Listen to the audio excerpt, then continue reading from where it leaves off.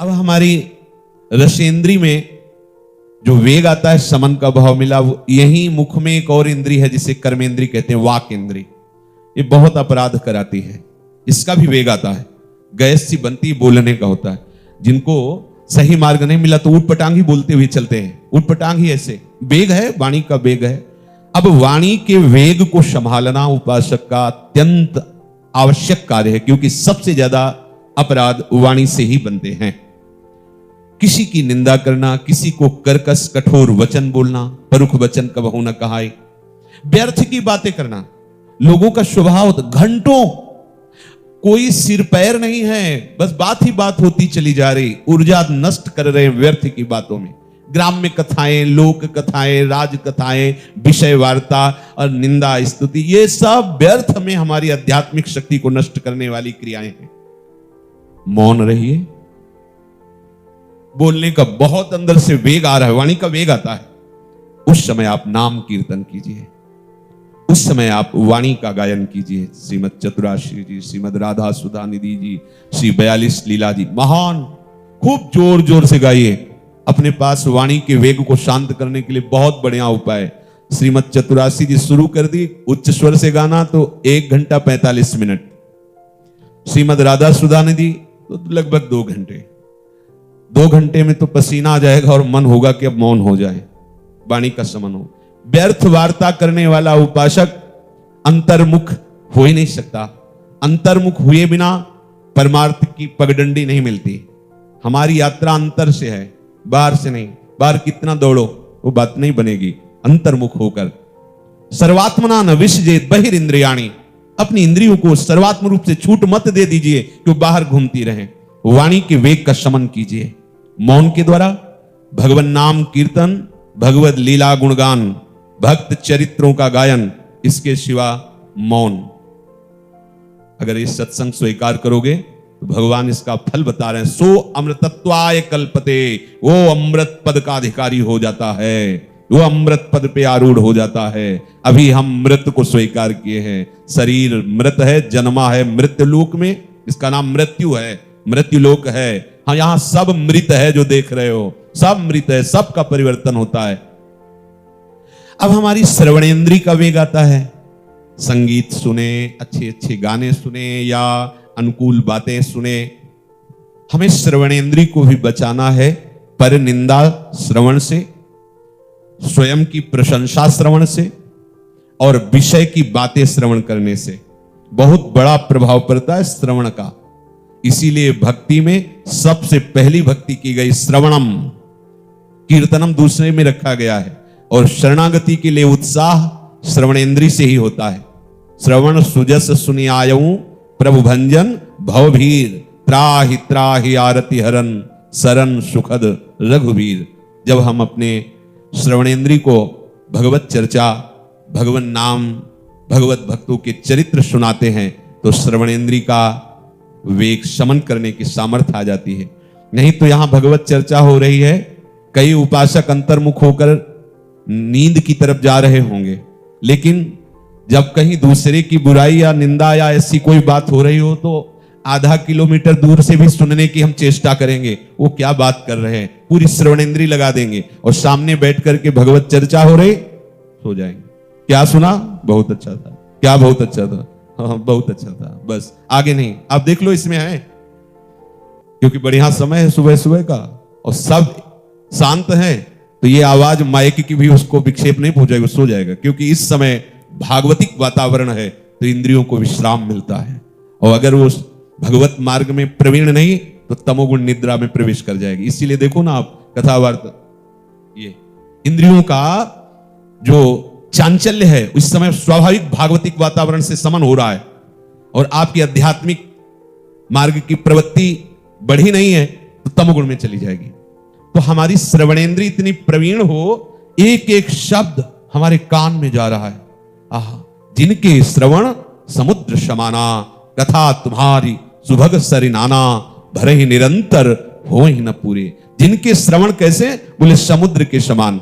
समुद्र के समान का तात्पर्य जैसे बहुत सी नदियां समुद्र में जाती है पर कभी समुद्र उफान नहीं भरता, ऐसे ही भगवद वार्ता सुनते सुनते हमारे कान कभी ऐसा नहीं कि बहुत सुन चुके वही बात बार बार सुना रहे, ऐसे उसे नवम नवम, उसे नया नया रस लगेगा, ऐसा लगेगा ओहो ये तो हम पहली बार सुन रहे, कितनी अमृतमयी बात है। हम श्रवणेंद्री के वेग को इस तरह से समन करें। हमारी घ्राणेंद्री सुगंध चाहती है, बहुत बढ़िया उपाय है श्री प्रियाजू की प्रसादी इत्र आदि, प्रसादी पुष्पमाला आदि।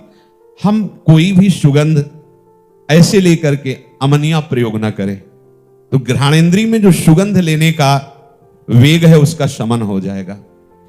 अब सबसे ज्यादा बिगाड़ करने वाली जो हमारी मनोवेग की वृत्ति है वो 5 ज्ञानेंद्रियों को लेकर के विचरण करती है प्रकृति में, विषयों में।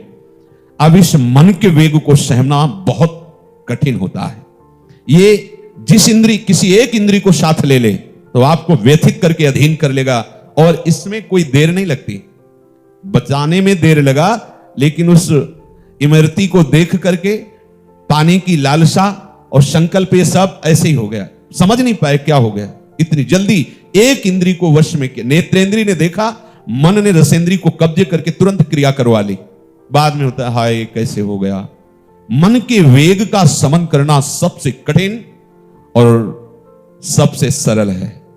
कठिन उनके लिए है जो स्वयं अन्य साधनों से करना चाहते हैं, लेकिन जिसने प्रभु की प्रियालाल के चरणों का आश्रय ले लिया है उसके लिए मन का समन करना कठिन नहीं है। क्योंकि हमारे युगल सरकार मिथुन मनसी चोर, युगल सरकार मिथुन मन दोनों प्रिया प्रीतम ये मन को चुराने वाले हैं। सावई मन कृष्ण पदारविंदयो, हम अपने मन का समन प्रभु के चरणों से करें, प्रभु की आराधना से, प्रभु के नाम गुण कीर्तन कथन श्रवण से मन का समन होने लगता है। जब मन हमारा किसी भी विषय के लिए लालायित हो उस समय आप अलग होकर अपने मन को देखिए। वास्तविक आप देख ही रहे हैं, आप मन नहीं है, पर मन इतनी चतुराई से आपको तन्मय कर लेता है कि मन की मांगी हुई विषय सामग्री ऐसा लगता है मुझे चाहिए, मैं भोगूंगा। बस यही हमारे बंधन का मूल है, इसीलिए हम मन के वेग को सह नहीं पाते। हमें चाहिए मन के वेग में जब किसी भी इंद्रियजन्य भोग की लालसा हो वो स्वयं में कुछ नहीं कर सकता, वो इंद्रियों को साथ लेकर के आपको तन्मय करा करके फिर ये जो चाहे करवा सकता है। आप तन्मय ना हो, इंद्रियां उसके अधीन ना हो मन के, तो मन ऐसे हलचल पैदा करेगा और शांत हो जाएगा। जब आप उसके अनुसार नहीं चलेंगे तो आपके हृदय में एक पीड़ा होती है, व्यथा, एक जलन होती है। ऐसा लगता है जब तक ये हम नहीं करेंगे तब तक ये जलन शांत नहीं होगी, ऐसा हमारे अंदर आता है। पर ये बहुत गलत बात आती है, इसे बिल्कुल स्वीकार नहीं करना। यदि आप उस व्यथा को सह गए तो मन के वेग को सहने वाला महात्मा कहा जाता है। अगर मन के वेग में, मन की व्यथा में आप बह गए तो वही संसारी है, और जो मन की व्यथा को सह गया वही महात्मा है। भगवान कह रहे यम ही न व्यथयन्ते, जो व्यथा आपके अंदर मन प्रकट कर रहा है, जैसे भूख लग रही है, बोलने की इच्छा है, कुछ देखने की इच्छा है, श्रवण करने की इच्छा है, गंध लेने की इच्छा है, त्वगेंद्री कुछ स्पर्श करना चाहती, जनेन्द्री नाना प्रकार की कुछ चेष्टाएं करना चाहती, आदि आदि आदि, इन सब का मुखिया मन है। बिना इंद्रियों को लिए साथ ये तुम्हें तन्मय कराए कुछ नहीं होगा। आप तभी भोक्ता होते हैं जब आप तन्मय होते हैं मन की अवस्था में। ध्यान दीजिए, ये परमार्थ के लिए बहुत सूक्ष्म बात, आवश्यक बात है। ये मन हमको तभी, ये मन ही माया है, यही जाल फेंकता रहता है। मन मारिया तन बस में कीन्हा, हुआ भरम सब दूर, बाहर से कछु दिखत नाही, अंदर चमके नूर, आपो त्याग जगत में बैठे, नहीं किसी से काम, उनमें तो कछु अंतर नाही, संत कहो चाहे राम। समझ रहे, चाहे उन्हें संत कहो या भगवंत कहो, एक ही स्थिति हो गई। हमारे बंधन का कारण ये मन है। ये मन जब विषयों का संकल्प करता है, इंद्रियों के द्वारा विषयों की चेष्टा करता है, विषयों का ही विचार करता है, विषयों का ही चित्त के द्वारा चिंतन होता है, यही हमारा बंधन है। और यही मन जब प्रभु का चिंतन करता है, इंद्रियों के द्वारा सारी चेष्टाएं प्रभु के लिए होती हैं, तो यही मन भगवत स्वरूप हो जाता है, यही परम पद का अधिकारी हो जाता है, यही मन कृष्ण स्वरूप हो जाता है। मन की व्यथा को सहना है, ठीक है, आप उससे अलग नहीं हो पा रहे हैं, तो जैसे हम कांटा निकालने के लिए कांटा चुभन को, दूसरे कांटा चुभन को जो निकालने के प्रयास में कष्ट हो रहा है, हम सहते हैं, दुख होता है, पर हम सहते हैं। तो प्रारंभिक ऐसा शुरू कर दो कि मुझे भगवत प्राप्ति करनी है, मुझे सहन करना है, भगवान आदेश करे तास्ति तितिक्षस्व भारत, उसको सहो। पर हम क्या करते हैं, इतने मन में तन्मय हो जाते हैं कि लगता है अब जो होगा सो देखा जाएगा। अब जो व्यथा हृदय में है, जो जलन है, उसको अब हम शांत करते हैं। पहले ये खा लेते हैं, ये सूंघ लेते हैं, ये देख लेते हैं, ये सुन लेते हैं, ये भोग लेते हैं। ऐसा आप भगवत मार्ग के उपासक हैं नहीं, उसको सहे। क्यों? क्योंकि मुझे भगवत प्राप्ति करनी है। अगर आप नहीं सहते हैं तो आप निश्चित समझिए आप चलते दिखाई देंगे, लेकिन आपकी यात्रा नहीं हो रही परमार्थ की। देखने को लगता है बहुत बच्चापन भरा हुआ है परमार्थ के मार्ग में। अवस्थाएं भले हो गई हैं 50 की, 60 की, 40 की, 30 की, अभी बच्चापन, अभी शुरुआत नहीं हुई परमार्थ की। क्योंकि भगवत मार्ग में चलने का दृढ़ उद्देश्य आपके अंदर जागृत नहीं हुआ है। नहीं तो देखिए, जब ध्रुव जी अपने पिता के द्वारा की हुई प्रतिकूलता, माता के द्वारा, जो दूसरी माता है उनके द्वारा दिए गए कटु वचन असहनीय लगे, देखो कहां उनका चित्त गया। वो द्वेष नहीं किए, भगवान के चरणों में चित्त गया कि मुझे भगवान से प्राप्त करना है। यदि ये जागतिक संबंध वाले पिता और ये विमाता ऐसे वचन और ऐसी चेष्टा करें, तो मैं उस परम पिता से वस्तु की प्राप्ति करूंगा। और अपने माता के चरण स्पर्श करके उनसे आदेश लिया और चल पड़े। देखना परमार्थ मार्ग के पथिक को कितना दृढ़ होना चाहिए। जे ही चले ते ही उन्हीं भगवान से प्रेरित होकर देवर्षि नारद जी आए और कहा, बेटा ध्रुव तुम किस लिए जा रहे हो? तो उनका, भगवान की आराधना करके वो पद प्राप्त करूंगा जो हमारे पिता और पितामह को भी प्राप्त नहीं है। मैं समझ रहा हूं तुम राजकुमार हो, तुम्हारे पिता ने तुम्हें गोद में नहीं बैठाया, तुम्हारी माता ने कटु वचन कहा, पर मैं अभी तुमको लेके चलता हूं और गोद की क्या बात, मैं आज्ञा करूंगा तो महाराज उत्तानपाद अभी तुम्हारा अभिषेक कर देंगे। चलो, ये अवस्था तुम्हारी वनवास की नहीं है, तपस्या की नहीं। चलो अभी मैं तुम्हें राजपद पर विराजमान करता हूं, क्योंकि मेरी आज्ञा का उल्लंघन महाराज उत्तानपाद नहीं कर सकते। भक्त का चिंतन कैसा होता है? विचार किया कि अभी तो भगवान के मार्ग में कदम रखा है और जिस सिंहासन पर आरूढ़ मेरा पिता मुझे गोद में नहीं बैठा पाया, माता की कुचेष्टा के कारण, उनके कर्कश वचनों के कारण, वही राज्य मुझे, वही सिंहासन मुझे मिल, अब तो रुक ही नहीं सकता। अब तो प्रमाण हो गया कि निश्चित भगवत कृपा हमारे ऊपर है। अब यहां उपासक की स्थिति को देखिए। अगर थोड़ा सा भी वृत्ति में लौकिक सुख की भावना दृढ़ होती तो भगवत आराधना का मार्ग छूट जाता और कहते चलो। लेकिन उनका नहीं, मैं क्षत्रिय राजकुमार हूं, एक बार जो निश्चय करता हूं किसी भी स्थिति में उसे मैं छोड़ता नहीं हूं। अब तो बिना भगवत साक्षात्कार किए पीछे नहीं लौट सकता। अरे नहीं, वहां तुम समझते नहीं, बड़े बड़े भयावह सिंह आदि और बड़ी बड़े राक्षस राक्षसियां और कितना कष्ट जंगल में है। बोले कुछ भी हो, मृत्यु से बढ़कर नहीं। अब मैंने निश्चय कर लिया, देखा चेला पक्का है, द्वादशाक्षर मंत्र का उपदेश करके साधना पद्धति बता दी। अपने लोग परमार्थ पे चल रहे। ऐसा कोई कष्ट नहीं है जिस कष्ट का पूर्व ऋषियों ने सामना किया है। कौन सा कष्ट है? आप विचार करके देखिए। पूर्व के महापुरुषों ने लिखा है, वृंदावन वास कठिन मोरे माई। उन्होंने कठिनता का, ऐसे बड़े बड़े मच्छर लताएं खूबती ना, जहां बैठो वहीं कितनी कितनी समस्या। उधर पोषण के लिए मथुरा और दूर दूर जाना पड़ता था। एकदम हर कष्ट को सहकर भगवत प्राप्ति का उत्साह बढ़ाया इस मार्ग के उपासकों ने। अपने लोग जरा सी भी कष्ट की आभास वृत्ति को नहीं सह पाते। कष्ट नहीं, कष्ट की आभास वृत्ति को। कहीं ऐसा ना हो जाए। कैसे हम भगवत मार्ग के पथिक हैं? कैसे? भगवान कह रहे हैं जो सह जाता है, देखो कितना बढ़िया अवसर है, जब अपने को अपमान मिले तो उसी समय तुरंत विचार करो, ये हमारी उपासना को परिपक्व करने के लिए परीक्षा हो रही, अवसर मिला है, सहते हैं। राधा राधा राधा, अंदर राधा। और अगर नाम नहीं चल रहा, भगवत चिंतन नहीं, तो आप नहीं सह सकते, पक्का नहीं सह सकते। अगर नाम चल रहा है और आपके अंदर ये चिंतन आ गया, एक प्रभु ने भेजा इसे, ओहो अब हमारी अंदर की भूमिका बढ़ने वाली है। बोले अब सालाना परीक्षा रे, अब 5 से 6 में जाएंगे। उत्साह होता है विद्यार्थियों को जो पढ़ाकू होते हैं, पढ़ने वाले, और जो खेलने में इस समय व्यतीत किया वो भयभीत हो जाते हैं। परीक्षा आएगी तो कैसे उत्तर दे पाएंगे, उत्तर नहीं होगा तो नंबर नहीं मिलेगा, नंबर नहीं होगा तो फेल हो जाएंगे, फेल हो जाएंगे तो घर वाले पीटेंगे। और जो पढ़ने में चित उनका उत्साह होता है, ऐसे ही जो भगवत प्राप्ति का दृढ़ निश्चय करके इस मार्ग में चले हैं, उनको जब कोई भी प्रतिकूल परिस्थिति आती तो सहने में उनको आनंद आता है।